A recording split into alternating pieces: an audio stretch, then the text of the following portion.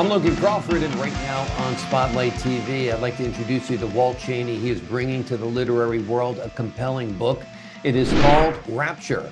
This novel follows four recent high school graduates, Wally, Dalton, Ed, and Mike, as they embark on an extraordinary horseback journey through the scenic Blue Ridge Mountains of Virginia. What begins as a celebratory senior trip evolves into a profound exploration of personal beliefs and encounters with the diverse facets of human nature, and a whole lot more. That's really just the beginning. There's more to the adventure. We're going to have That's right. Yes. Walt tell you all about it. Mhm. Want to thank the folks at Atticus Publishing for helping us put Walt in the spotlight today. And viewers like you can support writers like him by subscribing to our channel and by purchasing his wonderful Yeah, book. that's Walt, I good. got a million questions for you because I was really fascinated by this book. You've created a great world. I love the Blue Ridge Mountain Parkway. We talked a little Yes. bit before we began Hmm. um, filming. Do people really ride horses down it? Can you do that by horseback? Yeah, there are several horse trails. In fact, they're marked clearly.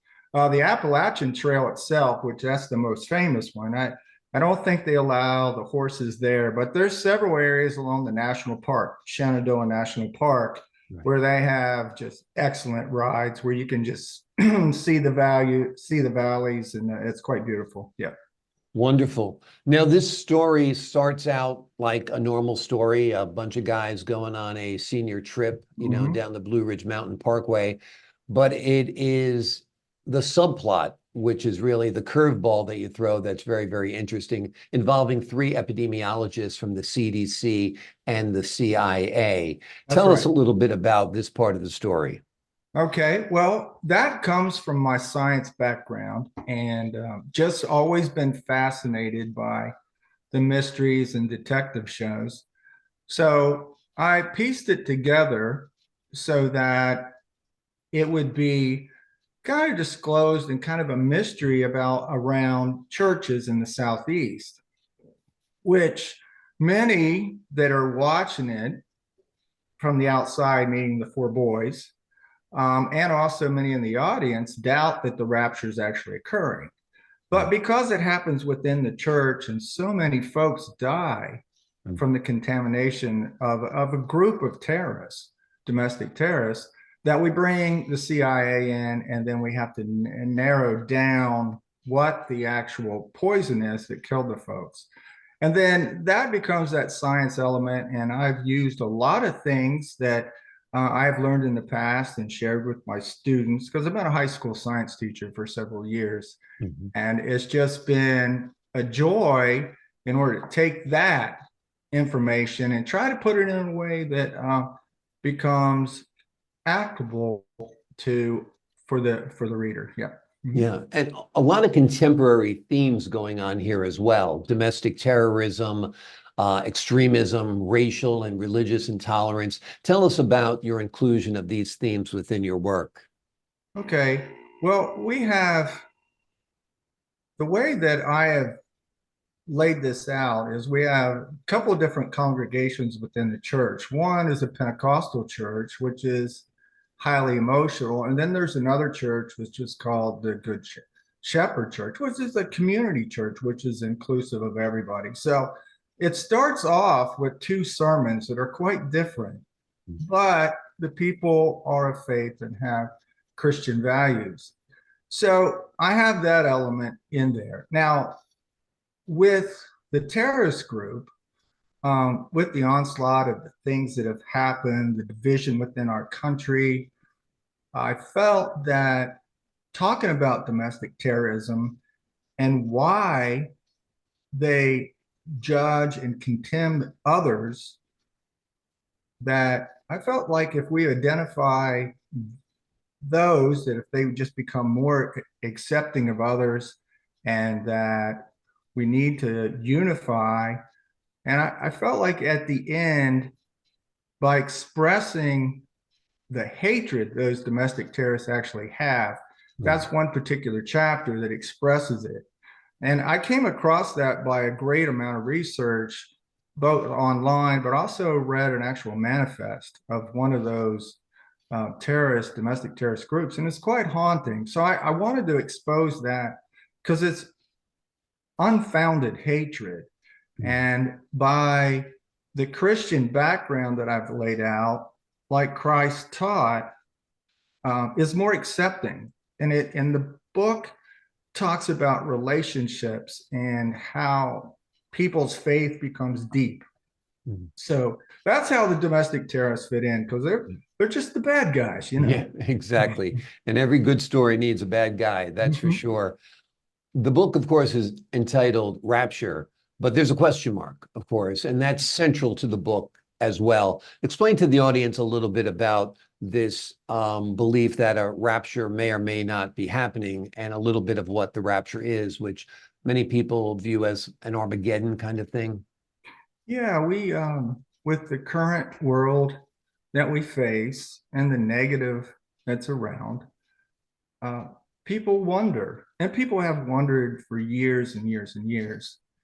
And I want folks to know that there is a God, the God's real, that in Isaiah, it was talked about that Christ would come and be the Messiah. But in modern times, 2,000 years ago, Christ said he's coming back. And I want everybody to be ready. And I hope as they read this, this would open up a seed to know that Christ is coming back. Now, because rapture is such a kind of a questionable thing, nobody's got a really good finger on exactly when it's going to happen. And God has never revealed to us that when it's going to happen. So that question mark, I think, represents the human mind in terms of what's this really about? Right. Am I going to be included? And by using Wally and Ed and Mike, which you'd mentioned early on, they're the early parts of the book. There's this human conscious about those four boys that express those kind of questions, but also they reach down deep as they develop and become more and more faithful throughout their journey. And they decide that it's the real deal. And that's how it all links together, yes. Absolutely. And the characters of the four young men also bring to the story elements of growing up and confronting real world challenges. I'd imagine your work as a teacher helped develop these characters and make them feel real, right? That's correct. Three of the young men, including myself, uh, Wally, Mike, and Ed, were high school buddies that we were really close with. So I developed the characters and the mannerisms from those guys. The other characters have kind of come along the way with students, comments, and that character development is really probably my favorite part of just trying to rationalize what's really going on in their brain, but what happens when they're talking and what are they thinking about. And that's an enjoyable part of writing and being able to tap into that creativity. I really like that. So yeah, I use those guys that so that they would be real, but also that they're in a discovery mode because they're still in their formative years. They've just finished high school. So what's this world about? Exactly. I also like the juxtaposition of the serene Blue Ridge Mountains with this CDC and CIA intrigue taking place. It's kind of like good world, bad world colliding, right? Yeah, and I think the word serene is a great word to describe what the boys are experiencing and seeing God's creation. But unfortunately, we are facing some pretty bad forces there. And it was used science and forensics in order to try to find out what the problem was and what the attack's going to be. So there was one attack, but the CIA stopped the second attack, which is going to be quite horrendous because they were out in my story, right? And my story was out to destroy a statue, and they wanted to stop that. Yeah.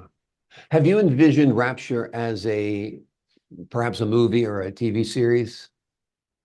Um, that's a pretty grand thought. Yeah. Really, No, my envision of this book is to relate to how I feel inside. Hmm. But my understanding and speaking to pastors and many other folks around the religious world, an individual needs to be exposed to the gospel 7 times. Hmm. And after the 7th time of truly listening, they accept Christ into their heart and into their life. And by that, the belief that we're going to have everlasting life with them, right? Hmm. Well, I hope somewhere along the way, whether it's the first seed planted in a reader or if it's going to be the 7th, that somebody grasps this idea that there is an afterlife and I want to live with Christ in eternity. So it's more about Yeah. that I want folks to get from it. So Mhm. the takeaway for readers would be the religious component of this book, that there is an afterlife, that Jesus came and he came for our salvation, and we need to be ready for when the end comes, basically. That's yeah, so well Yeah. said, and yeah, that's exactly right in that regard, and that's my hope. That's my prayer too. Is this your first time writing a novel? No, actually, I had another one, which was the 4 boys. It's called The Christmas Disease. Mhm. And I just so I don't know if it's going to come into focus, It's but not going into focus. There it is in front of you, the Christmas disease. yeah. Gotcha. Looks like So some kind of pandemic outbreak or something. yes, it is, and so hopefully that can be exposed. But that was about the 4 characters, and the interesting piece about that book is that I wrote it in 18, and of course COVID hit in 19, and I addressed the messenger RNA and how the messenger RNA is used to change viruses and how the viruses are used to change proteins, which causes the illness. And so the whole idea about the messenger RNA and vaccinations, for somebody that really doesn't know a lot about biology, it's a fundamental introduction to that, so that when readers finish it, I've had many, many compliments on that they have a general understanding about how the virus operated in the body. And also the 3 epidemiologists return, and they're the ones that identify the virus. Very So cool. it So also has that twist of bioterrorism. So that was my first one prior to COVID, and then the second was Rapture. Yes, sir. So they both sound like they're standalone books, but there's kind of a series because they have interrelated characters. Exactly. I Yeah, love the characters. Mhm. yeah. Wonderful. And once you've written about a character, it kind of helps because Yeah, you yeah, know how that character thinks, acts, and right. responds in his or her Mhm. world. Wonderful. Walt Chaney has written a wonderful book. It is called Rapture. The novel follows 4 recent high school graduates, Wally, Dalton, Ed, and Mike, as they go on a trip of a lifetime on horseback through the Blue Ridge Mountain of Virginia. It's a Mhm. great, great trip, of course, but there's a sinister turn, of course, for them and for the rest of the region. And it's a great book. Walt has tapped into many sides of his personality here, a spiritual person, a scientific person, and an adventurous person. And you'll Yeah. find all Mhm. 3 of those elements within the book intertwined wonderfully together. It's a great read. It's an interesting read. And it'll also have you learn a little bit more about your faith journey as well. Walt, thank you so much for joining us here today on Spotlight. Thank you very much, and it's been a pleasure to be able to share about my book. Thanks. The pleasure's been all mine. Love speaking with you. And to the folks at home, I'm Logan Crawford, thanking you for your time this time until next time on Spotlight.